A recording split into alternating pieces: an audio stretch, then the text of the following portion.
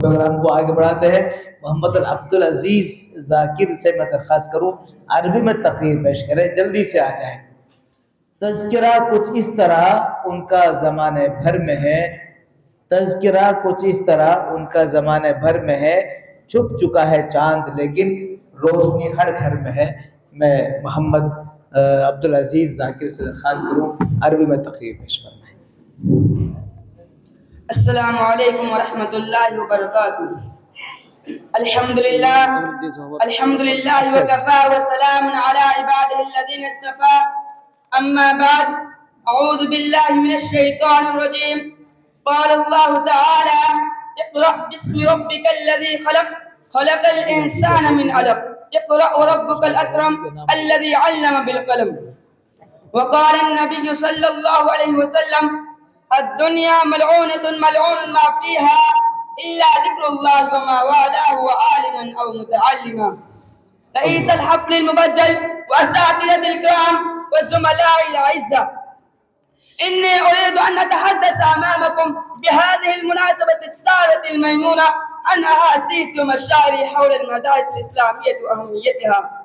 يا إخواني، إن المدارس الإسلامية لها أهمية باهرة مسلمة، ولها دور فعال في البناء المجتمع الإسلامي المثالي، ولها فعال حميدة في ترويج العلوم الإسلامية وتعليم الشريعة النقية البيضاء، ولها مآثر خالدة مخلدة في معالجة القضايا العويصة والفتن المعادية للإسلام والمسلمين، ولها جهود مقدسة في إزالة الأوهام والخرافات، ولها عنان خاص في كفاح التحديات الجديدة المستمرة حول المدارس الإسلامية وتعليم الشريعة النقية البيضاء، ولها خدمات جليلة في إشادة المجتمع الإسلامي في صبغة الدين وبوتقته، ولها سيادة دينية في طول البلاد وأرضها بل من أقصى العالم إلى أقصى، ولها سيادة تامة على أذهان العامة الخاصة، ولها تأثير كبير في صيانة القيم الإسلامية ومعالمها، ولها قوة نافذة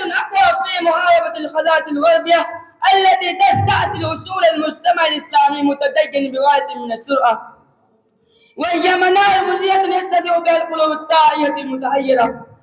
يا إخواني البررة، إن المدارس الإسلامية ما هي؟ وما هو أرضها؟ وما هو هدفها؟ وما هو تعليمها؟ وما هو دورها؟ ولما الحاجة إليها؟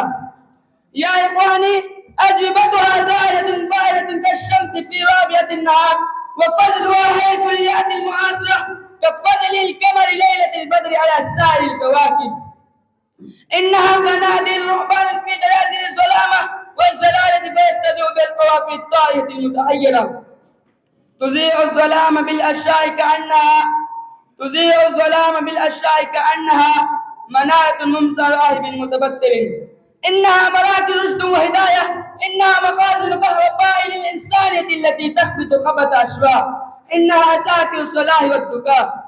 يا إخواني، هذه هي المدارس الإسلامية التي تسوق الأذهان والأفكار السليمة التي تروج الإنسانية والأخوة والمودة والرحمة.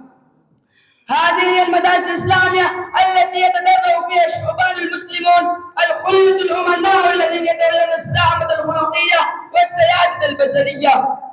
هذه هي المدارس الإسلامية التي تتفجر من الأنهار الخلوص والوفاء. هذه هي المدارس الإسلامية التي تتغذى بها القلوب والنفوس. هذه هي المدارس الإسلامية التي تتلأ فيها روائع الإيمان واليقين. وما كان قيس هلكه هلك واحد ولكنه بنيان قوم يتحتما. واكتفي بهذه الكلمات. السلام عليكم ورحمة الله وبركاته.